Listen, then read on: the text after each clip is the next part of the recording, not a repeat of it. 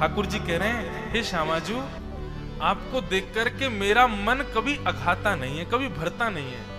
आप इतनी सुंदर हैं, नित्य नूतन दिखाई देती हैं। सोचो, जगत नियंता जगदाधार जगतपति ये गा रहे हैं श्री जी को देख करके, तो श्री जी कैसी होंगी। इसीलिए मैं कहता हूं, हमारे वृंदावन में किशोरी जी का दर्शन नहीं है, हमारे वृंदावन में ठाकुर जी का दर्शन है। बगल में किशोरी जी बैठी हैं, लेकिन घूंघट करके बैठी हैं, घूंघट में बैठी हैं। क्यों? अरे भाई, जिनको देख करके त्रिलोकीनाथ की ये दशा हो जाती है, हमारी क्या ही हालत होगी उनको देख करके। इसीलिए ठाकुर जी ने कहा कि देखो, यहां जीवात्मा अपने कर्म बंधन में बंध करके, प्रारब्ध में बंध करके मृत्यु को प्राप्त हो, अच्छा है। कहीं ऐसा ना हो कि वृंदावन जो है वो ऐसा हो जाए कि जो वृंदावन आता है श्री जी को देख लेता है, प्राण त्याग देता है। ये शुद्ध वृंदावन है, कहीं मरघटा ना बन जाए। हे श्यामाजू, आपके रूप को देखने की सामर्थ्य इन लोगों में नहीं है, इसलिए आप तो घूंघट में ही विराजो। ये सामान्य बात नहीं है, सोच के विचार करके देखो। स्वयं ठाकुर जी जिनके रूप पर इतने आसक्त रहते हैं। वदन बिलोकत मैं ना अघात, वदन बिलोकत मैं ना अघात। और पल ना लगे, पल रहे थकित हुए, पल ना लगे, पल रहे थकित है। डग डग भरी चलो न जात, बदन बिलोकत में ना अघात। ठाकुर जी कह रहे हैं, जिस क्षण श्यामाजू आप मेरे सामने होती है ना, उस क्षण मुझको लगता है कि ये क्षण इसी समय थक करके यहीं रुक जाए। ये क्षण थकता क्यों नहीं है, ये आगे क्यों बढ़ जाता है, ये क्षण यहीं स्तब्ध हो जाए। क्यों? क्योंकि जब आपके दर्शन के पश्चात पुनः मुझे नंद भवन जाना होता है ना, तो मेरी स्थिति क्या हो जाती है? बोले, डग डग भरी चलो ना जात, मुझ पर चला नहीं जाता है। ये श्याम सुंदर कह रहे हैं, हमारे वृंदावन में कहते हैं, जब देखी वृषभानु जा, ये विच उठी हूक, वंशी रह गई हाथ में, फिर ना लागी फूंक। ठाकुर जी उमड़ घुमड़ के वंशी बजा रहे, लेकिन जैसे ही किशोरी जी सामने आई ना, हवाई मारते रह गए, कोई स्वर निकल ही नहीं पाया। ऐसी हमारी श्यामाजू, उनका रूप इतना सुंदर है। आहा, तुरंत किशोरी जी के गले में गलवैयां डाल करके ठाकुर जी कह रहे हैं, दो दोन के प्राण जीवन धन, दो दोन के प्राण जीवन धन, छिन बिछुरे ना सुहात, वदन बिलोकत में ना अघात। एक रंग रंगी रहे रंगीले, एक रंग रंगे रहे रंगीले, एक प्राण दो गात, एक प्राण दो गात। हमारे वृंदावन में ऐसा भाव है महाराज जी कि श्री बिहारी जी, श्री राधा वल्लभ जी, राधा रमण जी अकेले आपको ठाकुर जी दिख रहे हैं, पर वो अकेले नहीं है। सिर से लेकर के और पैर तक जो बाम अंग है ना, नासिका से इधर का ये नेत्र हो गए, इधर के ओष्ठ हो गए, इधर की नासिका, इधर के कान, इधर की ग्रीवा, इधर का वक्ष, इधर का उदर, इधर के चरण, ये श्री जी हैं। और दाहिना अंग जो है वो श्याम सुंदर है। कई बार आपने एक चित्र देखा होगा कि श्री जी और ठाकुर जी दोनों एक साथ वंशी पकड़ कर वंशी बजा रहे हैं। वही चैतन्य दोनों एक हो गए, एकाकार रूप में प्रकट हो गए, तो एक भूत त्रिभंग लली ठाकुर जी हो गए। ये जो ठाकुर जी का बाकी अदा से खड़ा होना और इस प्रकार वेणु को पकड़ना, ये अकेले ठाकुर जी का रूप नहीं है, ये श्यामा श्याम युक्त स्वरूप है ठाकुर जी का। एक रंग रंग रहो रंगीलो, एक प्राण दो गात, प्राण दोनों के एक ही दिख दो रहे हैं। महासुकुमारी किशोर किशोरी, महासुकुमार किशोर किशोरी, चोरी अति अवदात, चोरी अति अवदात। निरखत श्री हरि प्रिया सहचरी, निरखत श्री हरि प्रिया सहचरी, उर आनंद न समात, उर आनंद न। वदन विलोकत में न अघात, वदन विलोक। तो श्री कर्दम ऋषि की समाधि अपनी पत्नी के सौंदर्य को देख करके नहीं लगी है। वे ऋषि हैं, वे ये विचार कर रहे हैं ये इतनी सुंदर है, स्वर्ग की अप्सराएं कितनी सुंदर होंगी, वो अप्सराएं उर्वशी पर मोहित रहती, वो उर्वशी कितनी सुंदर होगी, उर्वशी लक्ष्मी पर मोहित रहती, लक्ष्मी कितनी सुंदर होंगी, लक्ष्मी सदा ब्रज की गोपांगनाओं को सराहना करती रहती, कितनी सुंदर गोपियां, और वो गोपियां जिन कृष्ण पर लालित रहती वो कृष्ण कितने सुंदर होंगे। और ऐसे कृष्ण जब कहते हैं वदन विलोकत में ना अघात, ऐसी किशोरी जी कितनी सुंदर होंगी, श्यामा जी कितनी सुंदर होंगी। और इसी विचार में 60 वर्षों की समाधि में गए विवाह के पश्चात कर्दम ऋषि। समाधिस्थ रहे 60 वर्षों तक। आज के बाद बंधुओं प्रयास कीजिए, संसार की किसी भी सुंदर वस्तु या आकर्षक वस्तु को सोचो, देखो ना, और उसके प्रति मन जा रहा हो। अब देखो यह भी एक तरीका है पाप से बचने का। मन किसी भाव के प्रति जा रहा हो, तुरंत मन में यह भाव रखो, मेरा मन इस सामान्य सी वस्तु पर रीझ रहा है। सोचो ये ठाकुर जी की संबंधी वस्तु होती तो कैसा होता, ये सामान्य से व्यक्ति मुझको इतने बढ़िया लग रहे हैं, ठाकुर जी कैसे होंगे, ये सामान्य भोजन मुझे इतना बढ़िया लगता है, ठाकुर जी का अधरामृत कैसा होगा। ऐसा भावना आप चित्त में लाना प्रयास करो। कर्दम ऋषि समाधिस्थ हुए। 60 वर्षों बाद जब कर्दम ऋषि की आंख खुली तो आगे बिना दांत वाली अम्मा बैठी थी। कर्दम ऋषि तो प्रणाम बोले, जय हो मैया, मेरा अभी अभी ब्याह हुआ था, मेरी सुंदर सुकुमारी देवहूति पत्नी, आपने उसको कहीं देखा? देवहूति मैया उल्टा प्रणाम करके बोली, मैं ही हूं। बोले ये क्या हुआ आपको?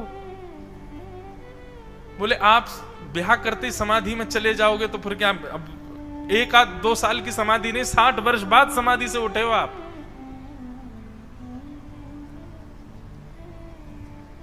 आजकल की पत्नी होती तो कर्दम ऋषि की अकल ठिकाने लगा देती, लेकिन देवहूति है। कर्दम ऋषि बोले, देवी तुमने पूरा जीवन व्यतीत कर दिया ऐसे ही, कोई चाह कोई इच्छा अपनी प्रकट नहीं की। और कर्दम ऋषि ने जब आसपास देखा तो 60 वर्ष पहले जैसा छोड़ के गए उससे भी ज्यादा सुसज्जित कुटिया, उससे भी ज्यादा सुसज्जित उनकी सब सेवा प्रणाली आदि जो भी वो करते थे नियम अपने, सब उनकी पत्नी करती थी इतने दिनों तक। अपना तन भी देखा तो 60 वर्षों में नित्य उनको स्नान कराना, नित्य उनके तन को स्वच्छ रखना, ये सब देवहूति करती थी। बहुत रीझ गए। बंधुओं प्रेम में त्याग भी होता है, और जहां त्याग नहीं है ना अपने सुखों का, जहां त्याग नहीं है अपने व्यवस्थाओं का, जहां त्याग नहीं है अपनी इच्छाओं का, वह प्रेम भी नहीं टिक पाता।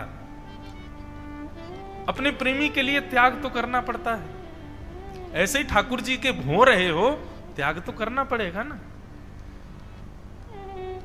कर्दम ऋषि जब ये त्याग देखा अपनी पत्नी का, बोले संपूर्ण युवावस्था तुमने व्यतीत कर दी मेरे चरणों में और मुझसे कुछ मांगा भी नहीं। आपकी सेवा ही मेरा सर्वधन है, और क्या मांगू? नहीं देवी तुम कुछ मांगो, मैं तुमसे बहुत प्रसन्न हूं, मैं देना चाहता हूं। बोले अब इस वृद्धावस्था में क्या मांगू आपसे? कर्दम ऋषि बोले रुको मैं अभी कुछ करता हूं। तभी अपने ध्यान बल से, मंत्र बल से उन्होंने एक दिव्य विमान की रचना कर दी जिसका नाम है कामग विमान। इस कामग विमान का वर्णन भागवत जी में किया गया। इसमें पर्वत भी हैं, इसमें नदियां भी हैं, सरोवर भी हैं, तालाब भी हैं, और ये उड़ता है आकाश में। ऐसा विमान बनाया हमारे ऋषि ने, कामग विमान। और विमान बना करके कहा, देवी अब तुमने इतने दिनों तक तपस्या मैंने नहीं की, तपस्या तो तुम कर रही थी। दोनों की तपस्या पूर्ण हुई, चलो कुछ दिन विलास करके आए, कुछ दिन भ्रमण करके आते। देवभूति माता बोली, वृद्धावस्था में भ्रमण की इच्छा नहीं होती है, अब तो एक जगह रुकने की, बैठने की इच्छा है। कर्दम ऋषि बोले, वृद्धावस्था वृद्धावस्था बार बार मत बोलो, चलो मैं तुमको कुछ दिखाता हूं। तभी एक सरोवर के पास ले गए। अब मुझे तो आज ही पता चला। अच्छा, एक और बात है कि हम कथा कर करके कई भाव सुनाते हैं और उस स्थान का, उस भाव का दर्शन मैंने ही नहीं किया, बस भाव में ही किया, प्रत्यक्ष नहीं किया। अब कपिलधारा स्थान, आज महाराज जी सुबह कह रहे थे कि श्री कपिलोपाख्यान वहीं गाया गया, देवभूति माता को वहीं गाया महाराज जी। कपिल देवभूति संवाद कहते हैं ऐसा। कहीं पर गुजरात का वर्णन आता है, कहीं पर कहीं अन्य स्थान का वर्णन आता है। आज यहां का भी भाव सुनने में आया कि यही हुआ। तो देवभूति माता को अपने संग लेकर के गए और एक सुंदर सरोवर दिखाया। देवभूति माता बोली, अरे इतने दिन हो गए रहते हुए, मुझे तो ये सरोवर दिखाई नहीं। बोले, देवी ये सामान्य सरोवर नहीं है, ये बिंदु सरोवर है। बिंदु सरोवर, इसका निर्माण कैसे हुआ? कर्दम ऋषि बोले, यदि मैं सुनाऊंगा तो तुम आनंदित हो जाओगी। बोले, मैंने 1000 वर्ष तक तपस्या की थी और तपस्या करके भगवान से मांगा था कि मेरे जैसे भाव वाली, मेरी जैसी भक्ति वाली पत्नी से मेरा ब्याह हो जाए। तो मेरे इस भाव को सुनकर के ठाकुर जी को प्रेमाश्रु छलक पड़े थे। ठाकुर जी आनंद में रोने लगे और उन्हीं के प्रेमाश्रु जो छलक करके गिरे, वही ये बिंदु सरोवर बन गए हैं। देवी, आपकी प्राप्ति के लिए मैंने तपस्या की थी और उससे भगवान के आनंद रस नेत्रों से प्रवाहित हुआ, वही ये सरोवर है। जाओ इसमें जाकर के स्नान करो। देवभूति माता ने जैसे उस सरोवर में प्रवेश किया, जैसे ही गोता लगा करके बाहर आई, वो तो बिल्कुल 24 वर्षीय, जैसा उनका पूर्व स्वरूप था, बिल्कुल वैसा ही स्वरूप उनका हो गया। अत्यंत सुंदरा। कर्दम ऋषि और देवभूति माता दोनों ने बिंदु सरोवर को प्रणाम किया। कामक विमान में दोनों चढ़ गए और अनंत वर्षों तक उस विमान से यात्राएं करते रहे, भ्रमण करते रहे, भूमंडल में, आकाश मंडल में। अनंत वर्षों बाद जब वह विमान लौट करके वापस उसी कानन में, वन में आया, विमान के द्वार खुले, कर्दम ऋषि और देवभूति ये दोनों बाहर आए। तभी देखते हैं कि 1 2 3 4 5 6 7 8 9 कन्याएं भी बाहर आ रही हैं। कर्दम ऋषि बोले, देवी ये सखी सहचरियां क्यों आ रही हैं तुम्हारे साथ में? देवभूति माता कहती, सखी सहचरियां नहीं है, मेरी बेटियां हैं दोनों। हम लोग इतने भ्रमण में व्यस्त थे, बताओ ऐसे भी क्या व्यस्त था, यही नहीं पता चला कि ये पुत्रियां हैं हमारी। 9 पुत्रियों ने जन्म लिया। 9 पुत्रियों को देख करके तो महाराज कर्दम ऋषि व्याकुल हो गए। राम राम राम, ये मैंने क्या कर दिया? मैंने तो वचन दिया था आपके पिताजी को, एक संतान होते ही मैं घर छोड़ करके चला जाऊंगा, एक संतान होते ही मैं गृहस्थ आश्रम त्याग दूंगा। और ये क्या हुआ? 9 संतान हो गई मेरी, और मैं इतना ज्यादा अभी तक विषय वासनाओं में पड़ा हूं। देवी सुनो, अब बहुत हो गया, अब सब कुछ यहीं विराम देते हैं। अब तुम बेटियों का ध्यान रखना, घर परिवार सब संभाल लेना, मैं तो वन में जा रहा हूं। अब बाकी का शेष जीवन ठाकुर जी की साधना में व्यतीत करके अपने प्राण त्यागूंगा। देवभूति माता का बहुत सुंदर उपदेश है यहां पर कि आप वास्तव में ठाकुर जी को भजने जा रहे हैं कि अपने कर्मों से बचने के लिए उनके भजन के लिए जा रहे हैं। 2 प्रकार की भक्ति करते हैं लोग। एक प्रकार की भक्ति तो ऐसी होती है, उनको भजना ही है ठाकुर जी को, चाहे जो हो जाए। पर एक प्रकार के भक्त ऐसे होते हैं कि वो बचने के लिए ठाकुर जी की सन्निधि में जाते हैं, इससे बचना पड़ जाए, केवल बचने तक सीमित रहते हैं। और जैसे उस भाव से बच गए, पुनः उसी भाव में आ जाते हैं, पुनः संसार में ही आ जाते हैं।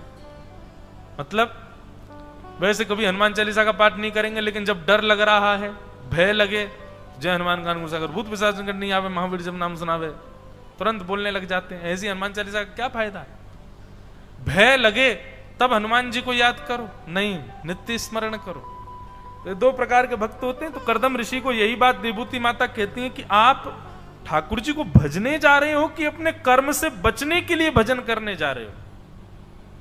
करदम ऋषि बोले क्या बच रहा हूं मैं? बोले 9 पुत्रियां हैं, अपनी कुंवारी पुत्रियों को छोड़ के कौन पिता जाता है?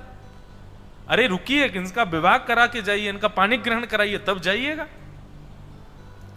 करदम ऋषियों ने अपने 9 पुत्रियों का विवाह किया और विवाह के पश्चात अब अपनी पत्नी से बोले देवी अब मुझे जाने दो, अब मैं अपने कर्म से भी निवृत्त हो गया, अब मुझे जाना चाहिए। देवभूति माता फिर बोली अच्छा एक बात बताओ, बेटियां चली गई अपने घर, आप चले जाओ वन में और मैं क्या करूं?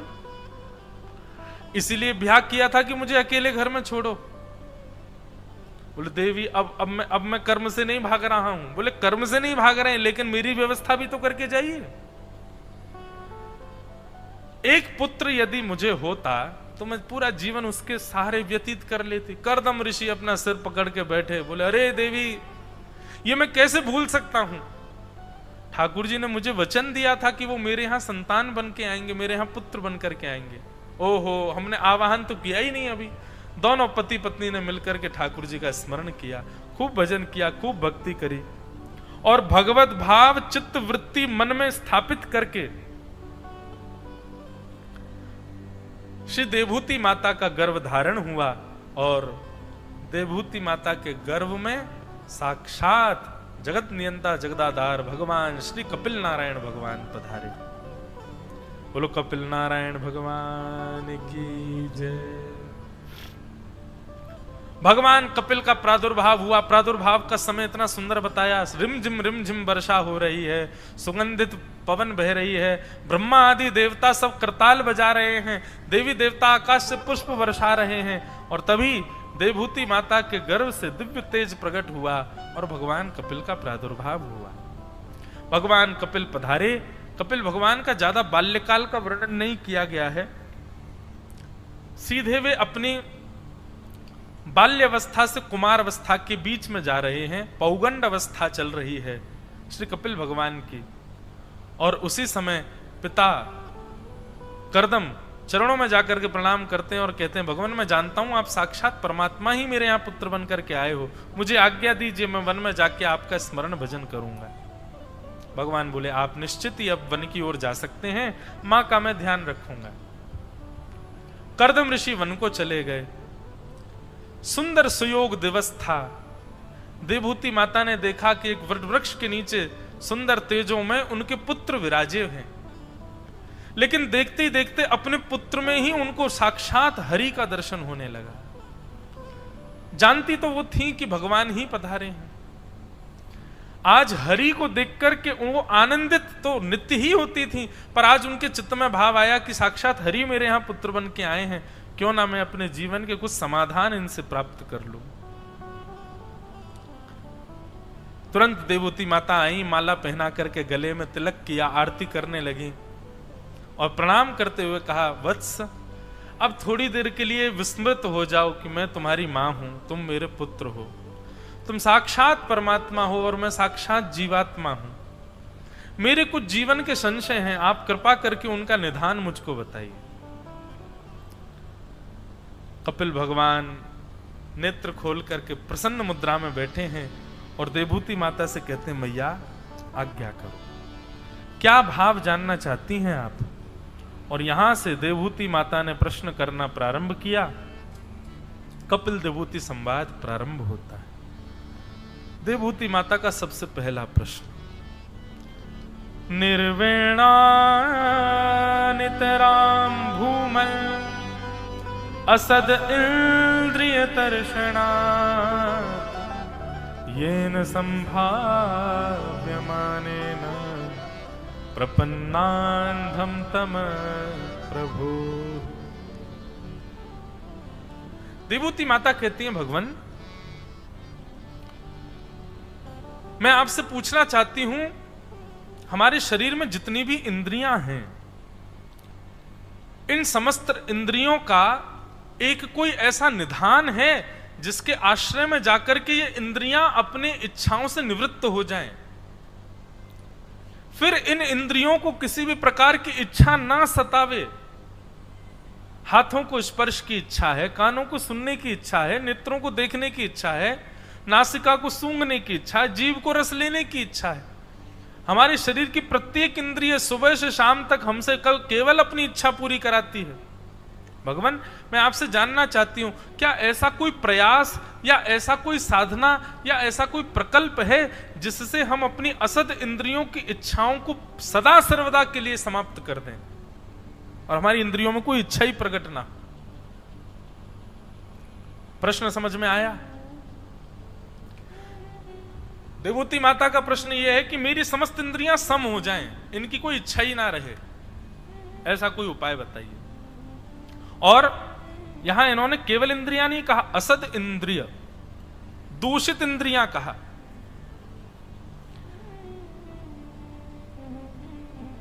अपनी इच्छाओं को समाप्त करने की आज्ञा ले रही हैं। ठाकुर जी, ऐसा कोई उपाय बताओ जिससे मेरी इच्छाएं शांत हो जाएं, इच्छाएं सम हो जाएं। भगवान के चरणों में प्रणाम करते हुए कहती हैं कि तत्त्वागताहं शरणं शरण्यं स्वभृत्य संसार तरो कुठारं जिज्ञासयाहं प्रकृते पुरुषस्य नमामि सद्धर्मविदां वरिष्ठम्। हे ठाकुर जी, हम मानवों के चित्त में उत्पन्न होने वाले पाप, उत्पन्न होने वाली जिज्ञासा, उत्पन्न होने वाली अविद्याओं को नष्ट करने वाले आप एक कुठार के समान है, कुल्हाड़ी के समान है आपका ज्ञान। मैं आपके चरणों में आई हूं, हे सर्वधर्म को जानने वाले, हे भगवान, कृपा करके मेरे हृदय के संशय को दूर कीजिए। कपिल भगवान उत्तर देते हुए अब यहां से प्रारंभ करते हैं। श्री भगवान उवाच योग आध्यात्मिकः पुंसां मतो निःश्रेयसाय मे अत्यन्तो परतिर्यत्र सुखस्य च दुःखस्य च चेता खलवस्य बन्धाय रतं वा पुंसि मुक्तये गुणेषु शक्तं बन्धाय मुक्तये चात्मनो मतिम्। देवूती माता कहती हैं कि हे भगवान, आपका ज्ञान मेरे हृदय के विषाद रूपी लकड़ी को काटने के लिए कुल्हाड़ी के समान है। कृपा करके मेरे इस जिज्ञासा को दूर कीजिए, जिज्ञासा का समाधान बताइए। भगवान कपिल कहते हैं, मैया,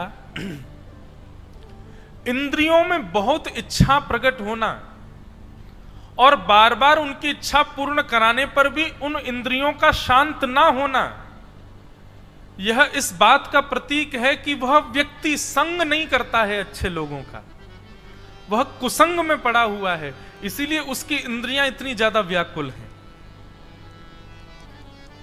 इंद्रियों की व्याकुलता इस बात का प्रमाण है कि आपका संग, आपका अन्न, आपका वातावरण शुद्ध नहीं है, इसीलिए आपकी इंद्रियां बहुविचलित हो रही हैं। मैया, आपने कहा असद इंद्रियां, आप इनको कृपा करके असद मत कहिए। बंधुओं, ये सांख्य शास्त्र है और अभी समय मिला है, विस्तार से 3-4 दिन इस पर चर्चा हो सकती है यदि भाव आ जाए तो। इतने सुंदर सुंदर प्रश्न हैं देवूती माता के। ऐसा कहते हैं, यदि दर्शन शास्त्र, सांख्य शास्त्र यदि किसी व्यक्ति ने अपने चित्त में उतार लिया तो निश्चित है वो जहां चाहेगा वहां ठाकुर जी का दर्शन कर सकता है। ऐसी दृष्टि प्रदान करेगा ये शास्त्र। इसलिए यहां पर सूक्ष्म से सूक्ष्म बातें थोड़ी आपको गंभीर जरूर लगेंगी, लेकिन आप कृपा करके बहुत ध्यान से सुनिएगा। मैं नेत्र बंद करके कथा सुना रहा हूं, मैं नहीं देख रहा हूं कि आप सुन रहे हैं कि नहीं, पर फिर भी अब ये स्वभाव पता नहीं क्यों बन गया है यहां पर, आप लोग बड़े ध्यान से सुनिएगा। भगवान कपिल कहते हैं, मैया, सबसे पहले तो आपने जो इंद्रियों को असद कहा है ना, ये गलत कह रही हो आप। इंद्रियों को असद मत कहिए। देवूती माता बोली, क्यों? ये असद नहीं है। कोई व्यक्ति काम आतुर होकर के अपने संपूर्ण जीवन को नष्ट कर देता है, क्यों? क्योंकि उसकी इंद्रियां बलवान थी। कोई व्यक्ति भोग भोग करके अपने जीवन को नष्ट कर देता है, क्यों? क्योंकि उसकी इंद्रियां बलवान थी। कोई व्यक्ति रूप में आसक्त होकर के उसके पीछे न्यौछावर हो जाता है, क्यों? क्योंकि उसकी इंद्रियां बलवान थी। और आप कह रहे हो कि इन इंद्रियों को असद ना कहें, हमको नरक ले जाने का संपूर्ण श्रेय इन इंद्रियों को जाता है। उस दिन पलस्कर गुरुजी ने जो श्लोक दिया था उसका भाव भी तो यही था कि हे जीव, मैंने तुझे बहुत सुंदर खिलाया पिलाया, लेकिन तूने मेरे साथ अच्छा नहीं किया। क्या? तेरी वजह से मुझे पुनर्जन्म लेना पड़ा। ये पुनर्जन्म का कारण भी इंद्रियां बनती हैं। ये पुनरपि जननम पुनरपि मरणम पुनरपि जननी जठरे शयनम, बार बार 84 लाखियों योनियों में भटकना और अपने पूर्व के प्रारब्ध जो हमको पता भी नहीं है कि हमने क्या किया पूर्व जन्म में, हम इस जन्म में भोग रहे हैं उसको। ये करती तो सब इंद्रियां ही हैं, और आप भगवान कह रहे हैं कि इन इंद्रियों को असद मत कहो। क्यों ना कहूं असद? तब भगवान कहते हैं, मैया अगर इंद्रियों को असद कह रही हो तो बताओ मेरा दर्शन कैसे करती हो आप? बोले नेत्रों से। तो जिससे मैं दिख रहा हूं वो असद कैसे हो सकते हैं? मेरी कथा कैसे सुनती हो आप? बोले कानों से। तो जिनसे मैं सुन रहा हूं, सुनाई दे रहा हूं, वो असद कैसे हो सकते हैं? आप मुझे माला गले में पहनाती हो, किन से? हाथों से। वो हाथ असद कैसे हो सकते हैं जो मेरी सेवा करते हैं? वो पैर कैसे असद हो सकते हैं जो मेरी प्रदक्षिणा करते हैं? जो इंद्रियां मेरी प्राप्ति कराती हैं, उन इंद्रियों को आप असद कैसे कह सकती हो मैया? और यदि आप इन इंद्रियों को असद कह रही हो तो ये गलत है। इंद्रियां असद नहीं है। तो कि चेतः खलवस्य बंधाय मुक्तये चात्मनो मतिं गुणेषु सक्तं बंधाय रतं वा पुंस मुक्तये। भैया ये इंद्रियां तो मेरी प्राप्ति कराती हैं, इन इंद्रियों से आप इन इंद्रियों को असद नहीं कह सकते। आपने कहा नरक ले जाने का द्वार इंद्रियां हैं, तो वैकुंठ ले जाने का द्वार भी इंद्रियां ही हैं। पुनरपि जननम पुनरपि मरणम, यदि यह कराने का द्वार इंद्रियां हैं तो मेरी प्राप्ति कराने वाले द्वार भी इंद्रियां ही हैं। इन इंद्रियों को असद मत कहिए। तो मैया ऐसे समझो ये मैंने 10 दास दिए हैं आपको, 10 दासियां दी हैं आपको। आंख नाक जीव कान त्वचा हाथ पैर गुप्त इंद्रिय आदि, ये दासी तो आपकी हैं, ये सेविकाएं तो आपकी हैं, पर ये आज्ञा पालन किसी और का करती हैं। मतलब दास को वेतन तो हम दे रहे हैं, पर वो दास मानता किसी और की है। यही हुआ है मैया आपके साथ। ये 10 इंद्रियां दास तो आपकी हैं, पर ये आज्ञा पालन किसी और का करती हैं। बोले किसका करती हैं? बोले चेतः खलवस्य बंधाय, हमारा मन। मैया इन इंद्रियों की अपनी निज कोई इच्छा नहीं है, इनको इच्छा प्रदान करता है, इनसे इच्छा पूरी करवाता है हमारे भीतर बैठा हुआ हमारा मन। मैया आप कहो कि ये हाथ भैया बहुत स्पर्श के आदि हो गए, इन हाथों को बांध दो, रस्सी से बांध दो, अब ये किसी का स्पर्श नहीं करेंगे। ये पैर बहुत भ्रमण करने लग गए, पैरों में बेड़ियां बांध दो, अब ये कहीं नहीं जाएंगे। मैया हाथों में हथकड़ी बांधने से, पैरों में बेड़ियां बांधने से क्या इच्छा नष्ट हो जाती है? नहीं, केवल आपकी इंद्रियां बंध गई, इच्छाएं तो फिर भी नष्ट नहीं हुई। तो इसका मतलब क्या है? इच्छा इंद्रियां प्रकट नहीं करती हैं, इच्छा तो मन प्रकट करता है। और उस मन को सुधारने के लिए मैया आपको प्रयत्न करना पड़ेगा। और मन को सुधारने का सबसे पहला उपाय क्या है? बोले सबसे पहला उपाय है योग आध्यात्मिकः पुंसाम मतो निश्रेयसाय में अत्यंतो परतीर्यत्र दुःखस्य च सुखस्य च। आध्यात्मिक योग मतलब सत्संग। अच्छा बंधुओं, सत्संग किसको कहते हैं बताओ? सद पुरुषानाम संग इति सत्संग। सद ग्रंथानाम संग इति सत्संग, सद वैष्णवानाम संग इति सत्संग, सद वस्त्रानाम संग इति सत्संग। सत्संग केवल प्रवचन सुनने को नहीं कहते हैं, सत्संग आपके हर आचार विचार व्यवहार को सत्संग कहा जाता है। आप कैसा पहनते हो, कैसा खाते हो, कैसे रहते हो, कहां जाते हो, किन के बीच बैठते हो, ये सब सत्संग कहलाता है। आप क्या सोचते हो, खाली बैठते समय किस मुद्रा में बैठते हो, किस स्थिति में रहते हो, ये सब सत्संग का द्योतक कहलाता है। भैया अपना वातावरण यदि आध्यात्मिक आपने कर लिया तो धीरे धीरे धीरे, पहले तो मन तब भी विचलित रहेगा क्योंकि नया माहौल मिला है ना, लेकिन धीरे धीरे धीरे उस आध्यात्मिक माहौल में रहते रहते रहते रहते क्या होगा भैया, एक दिन आपका मन उसी के जैसा हो जाएगा। और आध्यात्मिक योग की वजह से मन में उत्पन्न होने वाली जो इच्छाएं हैं, वो इच्छाएं इंद्रियों को नहीं जाएंगी, और जब इंद्रियों को नहीं जाएंगी तो आप किसी भी भोग को नहीं भोगोगे, आपका मन एकाग्र होता चला जाएगा। बहुत सुंदर साधन। यदि उस रस्सी को संसार में बांध दोगे तो वही नरक का द्वार खोलती है, लेकिन वही रस्सी यदि वैष्णवों के चरणार बिंदों में बांध दी जाए तो वही मेरे द्वार खोल देती है।